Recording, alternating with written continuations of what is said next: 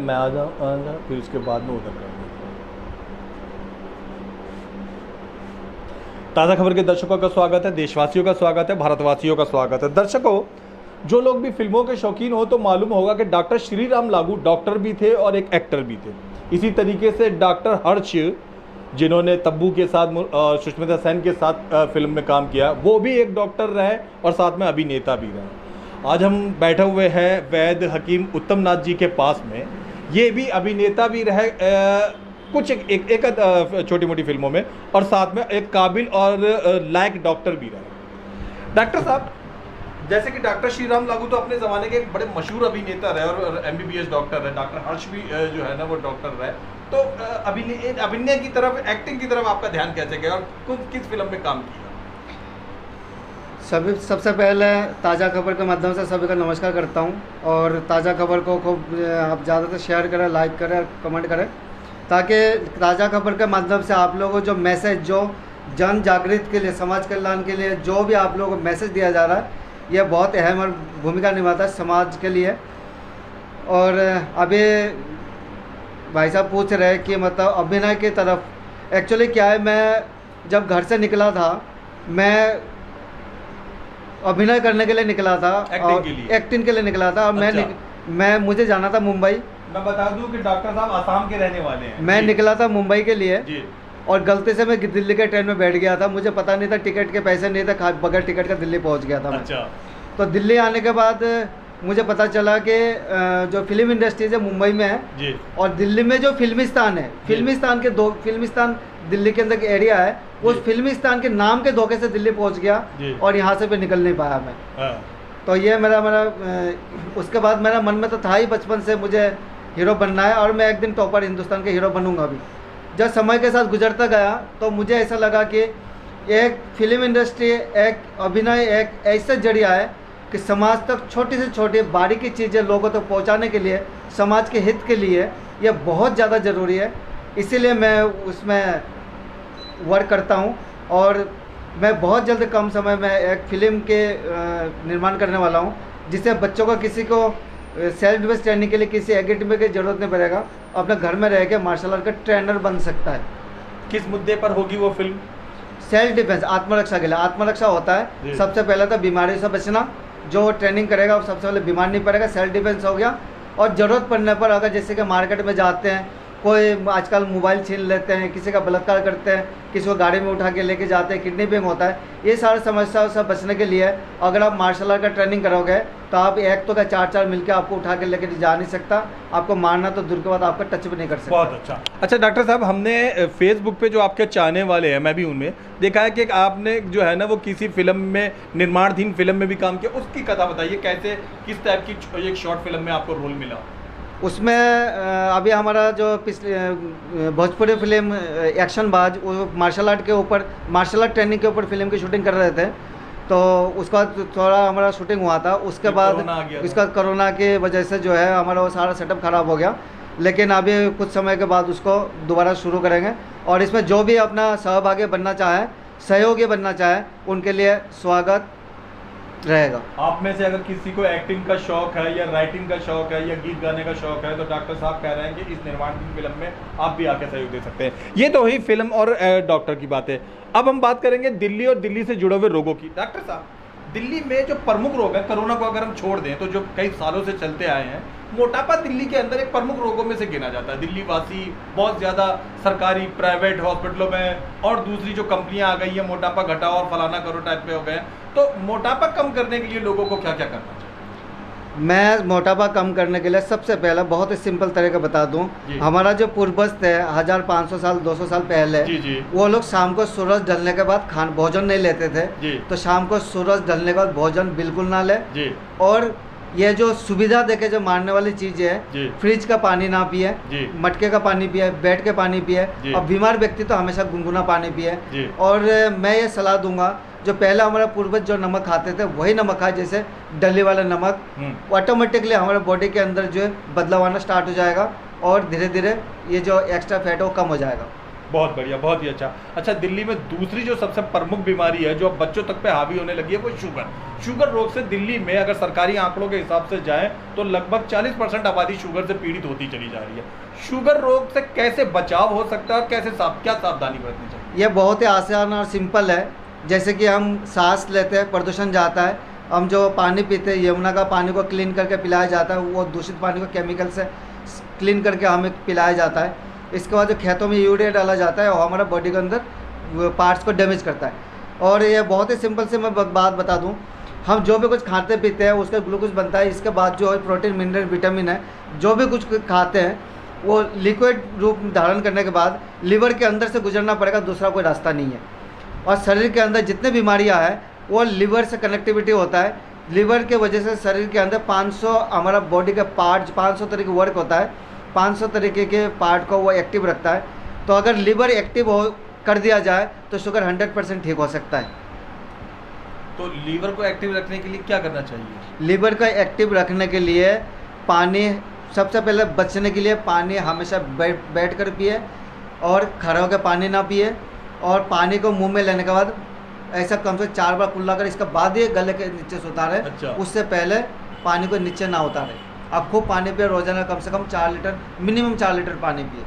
जिन लोगों को शुगर है अगर वो आपसे संपर्क करते हैं तो आप कितने दिनों में उनकी शुगर ठीक करने के बारे में बताते हैं? वो उनका इम्यूनिटी सिस्टम के ऊपर डिपेंड करता है। एक चीज़ लोगों को पता ही नहीं है, ये डॉक्टर हाकिम वैद, उनको तो मुझसे ज़्यादा नॉलेज है, मुझे थोड़ा सा नॉलेज है। और मैं क्लियरली बता दूँ, जितना शक्ल उतना समझ, उतना ही फिजिकल पार्ट की अलग, उतना ही शरीर के तासीर अलग। और किस पर कितने समय में काम करेगा वो 1 मिनट ट्रीटमेंट करने के बाद ही बताया जा सकता है, उससे पहले कोई भी नहीं बता सकता। मतलब हर आदमी की एक तरीके से अलग अलग दवा होगी, मतलब एक ही दवा से सारे एक ही बूटी से ठीक हो जाएंगे? औषधि एक ही होगा, लेकिन बॉडी के पार्ट के ऊपर डिपेंड करता है कि वो कितना समय में कितना उसको यूज में ले पाता है। अच्छा, मतलब हो सकता है 16 साल के बच्चा जल्दी ठीक हो जाए, 18-50 साल का आदमी थोड़ा देर से ठीक हो। हर इंसान की उम्र अलग है, हर इंसान की शक्ल अलग है, हर इंसान की सोच अलग है, हर इंसान के जो बॉडी के पार्ट है वो सारे अलग अलग है। एक जैसा पूरे ब्रह्मांड में 2 व्यक्तियों के बॉडी के पार्ट है ही नहीं, इसलिए एक किसी पे 100% ये नहीं बोला जा सकता कि इतने दिन में ठीक होगा। हाँ, 1 महीने यूज करने के बाद वो पर्सनल नॉलेज होता है, उसी के हिसाब से हम बता सकते हैं कि इतने समय में ये रिकवर हो जाएगा। आप वैसे दवा देते हैं, जड़ी बूटी देते हैं शुगर रोगियों को ठीक करने की? मैं माफ़ी चाहूँगा, मैं कोई दवाई नहीं देता, मैं औषधि देता हूँ। दवाई और औषधि शब्द में ज़मीन आसमान के फ़र्क है। मैं सिर्फ जड़ी बूटी देता हूँ, उसी का काढ़ा बना कर लेना होता है। अब आ जाते हैं हम थायराइड पे। दिल्ली में तीसरा जो बढ़ता हुआ रोग है वो थायराइड है। बहुत सारी औरतें, आदमी जो है वो दिल्ली में थायराइड के शिकार हैं। थायराइड के रोगियों को डॉक्टर साहब क्या जड़ी बूटी लेनी चाहिए या आप क्या देते हैं? थायराइड के रोगियों के लिए बहुत ही सिंपल है जी। एक पेड़ है परिजात, उसका 1 पत्ता रोज पीस कर 2 गिलास पानी में उबाले। अच्छा। जो 1 गिलास रह जाए सुबह खाली पेट पिए, थायराइड वहीं रुक जाएगा, 1000% मेरा गारंटी है। और दूसरी चीज़, डेली वाला नमक खाए, हमेशा गुनगुना पानी पिए, तो 1 साल के अंदर थायराइड इस 3 चीज़ से ख़त्म हो सकता है। और चौथा चीज़ ये है, 1 गिलास पानी में 2 गेहूं के बराबर 1 गिलास कांच के गिलास में 1 गिलास पानी, उसमें 2 गेहूं के बराबर चूना डालें, उसको रात को रखें और सुबह उठने के बाद उस पानी को खाली पेट पिए, चूना को फेंक दें। ये 4 पद्धति से 100% 1 साल के अंदर थायराइड के कंडीशन चाहे कितना भी खतरनाक हो, 1 साल के अंदर अपना आप ठीक हो जाएगा। 1 रुपये खर्च करने की जरूरत नहीं है।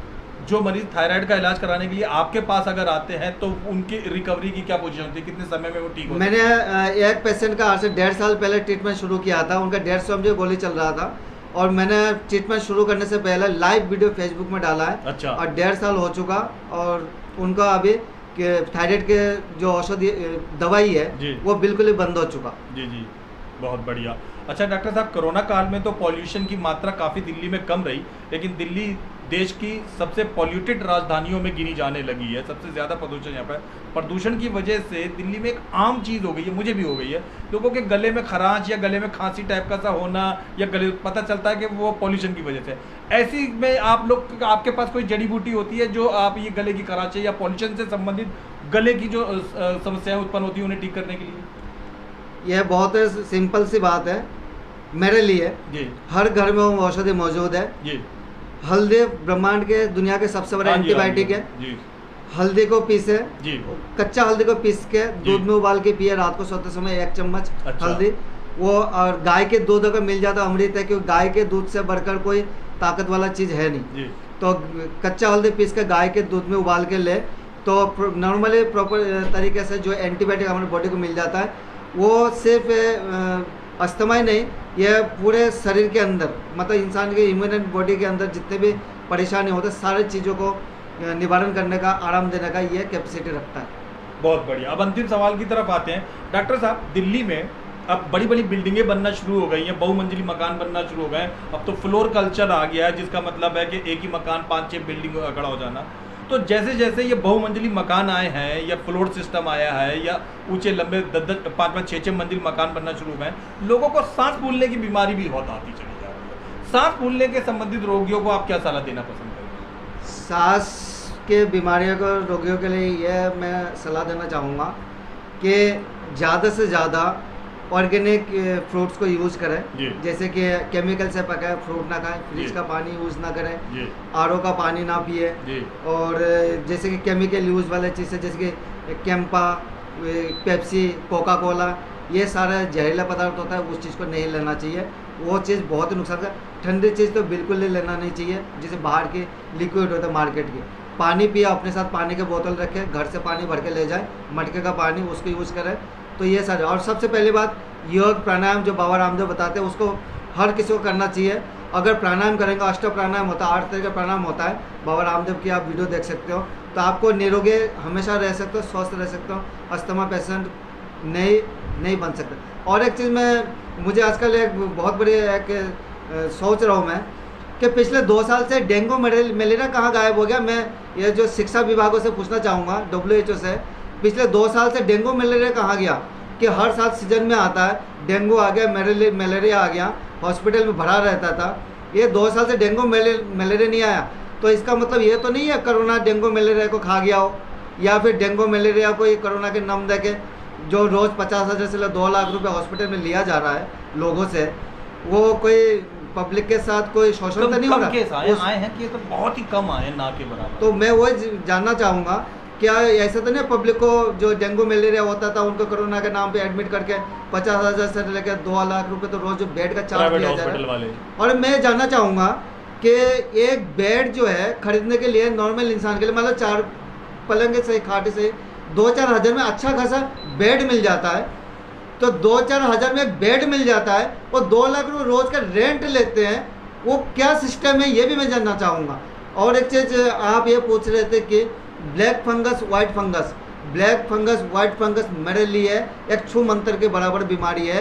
लोगों का आंखें निकाला जा रहा है, ज़िंदगी ख़राब किया जा रहा है, क्या पता उस आँख सही आँख को निकाल कर उसका सेल किया जा रहा हो, ऐसा भी हो सकता है। ब्लैक फंगस वाइट फंगस जो मैं बता रहा हूँ, 1 रुपये से 2 रुपये में 200 पेशेंट ठीक होंगे, बिल्कुल गारंटी। 2 रुपये कैसे? 2 रुपये। मैं आसाम का रहने वाला हूँ जी।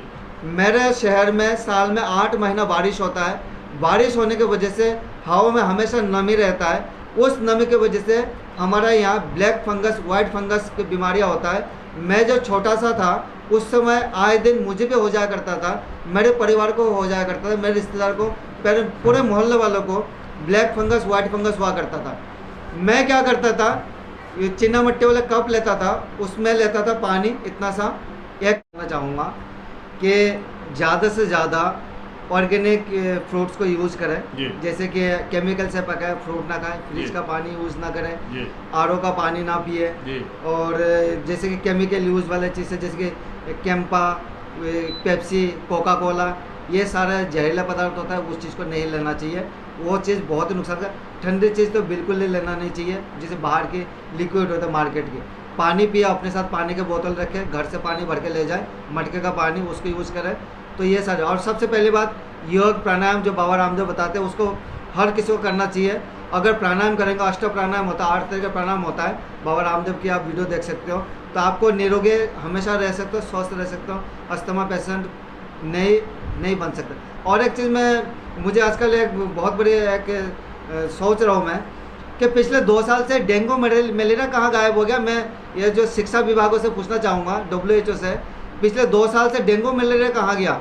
कि हर साल सीजन में आता है, डेंगू आ गया, मलेरिया आ गया, हॉस्पिटल में भरा रहता था। ये 2 साल से डेंगू मलेरिया नहीं आया, तो इसका मतलब ये तो नहीं है कोरोना डेंगू मलेरिया को खा गया हो, या फिर डेंगू मलेरिया को ये कोरोना के नाम दे के जो रोज़ 50,000 से 2 लाख रुपए हॉस्पिटल में लिया जा रहा है लोगों से, वो कोई पब्लिक के साथ कोई शोषण तो नहीं हो रहा? केस आए हैं कि ये तो बहुत ही कम आए हैं, ना के बराबर। तो मैं वही जानना चाहूँगा, क्या ऐसा तो नहीं पब्लिक को जो डेंगू मलेरिया होता था उनको कोरोना के नाम पे एडमिट करके 50,000 से लेकर 2 लाख रुपए तो रोज बेड का चार्ज लिया जा रहा है। और मैं जानना चाहूँगा कि एक बेड जो है खरीदने के लिए नॉर्मल इंसान के लिए, मतलब 4 पलंग से खाट से 2-4 हज़ार में अच्छा खासा बेड मिल जाता है। तो 2-4 हज़ार में एक बेड मिल जाता है और 2 लाख रुपये रोज का रेंट लेते हैं, वो क्या सिस्टम है ये भी मैं जानना चाहूँगा।